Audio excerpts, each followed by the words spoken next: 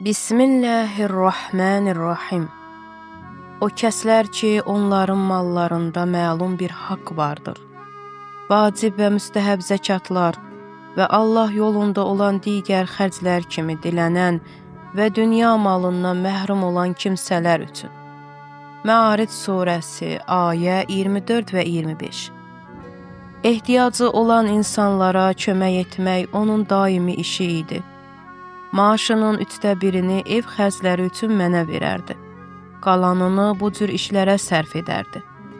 Şəhadətindən 40-50 gün keçmişdi ki, bir neçə nəfər evimizə gəlib dedilər. Biz onun komandir olduğunu bilmirdik. Tanımırdıq onu. Sadəcə gəlib bizə kömək edib gedərdi. Onun şəklini televizorda gördük. Şəhid Səyyad Şirazinin həyat yoldaşı bu xatirəni danışırdı. Amma gəlin müasir bir gəncdən danışaq. Ailənin yeganə oğlu idi və yaxşı maddi imkanlara sahib idi. Xarici görünüşünə də diqqət edirdi. Bununla yanaşı məscid gənci və fəal bir bəsici idi. Atasının halal qazancı və anasının halal südü onu tam mömin bir gəncə çevirmişdi. Mustafa tələbə oldu. 2-3 semestr oxudu. Amma birdən dərsini yarımçıq qoydu və polis təşkilatına daxil oldu. Sonra isə evləndi. Sonradan bildi ki, universitetdə bəzi qız tələbələr onunla maraqlanmağa başlamışdılar. Bu vəziyyət onu çox narahat edirdi. Şeytani vəsvəsələrdən xilas olmaq üçün çox çalışdı. Amma sonda məcbur olub universiteti tərk etdi və polis orqanında işləməyə başladı. Eyni zamanda cihad və iqtisadi fəaliyyətlə məşğul olurdu və yaxşı maddi vəziyyəti vardı.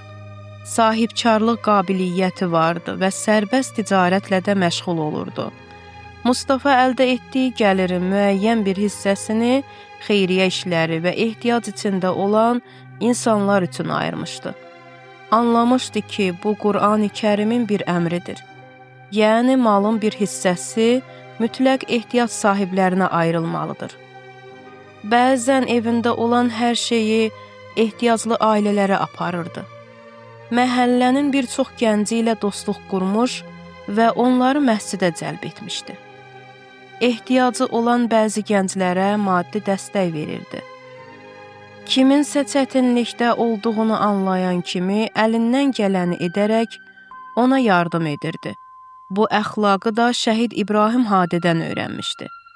Bəzi dostları deyirdi, biz çox şəhid görmüşük, çoxları canlarını asanlıqla fəda etdilər.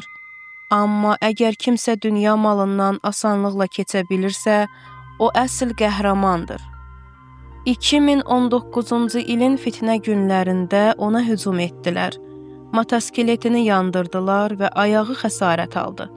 Amma yenə də cəsarətlə tabeliyindəki qüvvələri idarə etdi. Zaman keçdi və ölkədə koronavirus şəraiti başladı. Ali lider Ayətullah Xameneyi cihad fəaliyyətləri barədə çıxış etdikdən sonra Mustafa bütün gücünü bu işə yönəltdi. Yadımdadır, bütün qohum-qardaşa üst tutdu. Onlardan kömək aldı.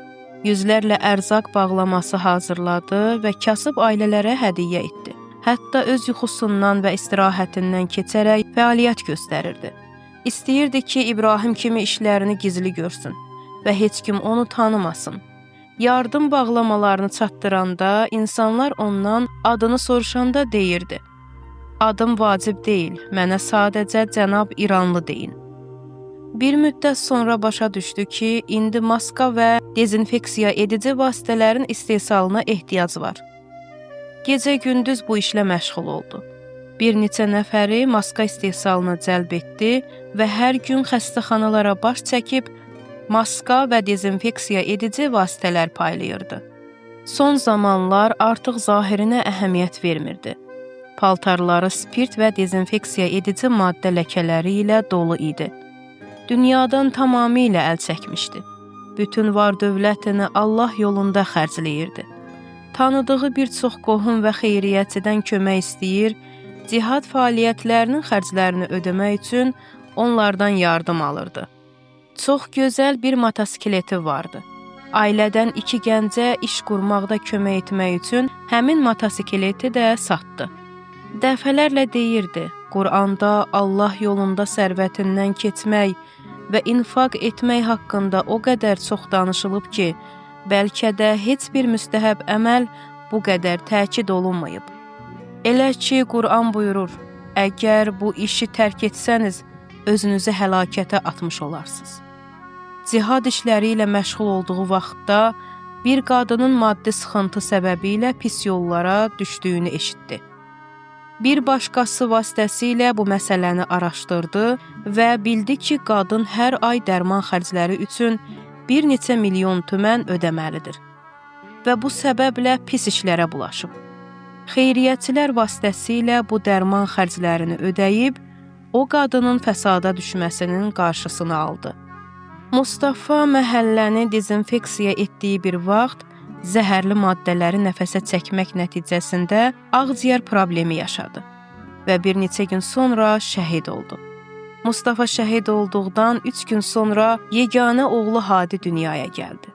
Şəhadətindən sonra Mustafanın başladığı cihad işləri anası tərəfindən davam etdirildi. Onun məzarı Tehranın Behişti Zəhra məzarlığında şəhid sevərlərin ziyarət yerinə çevrilib.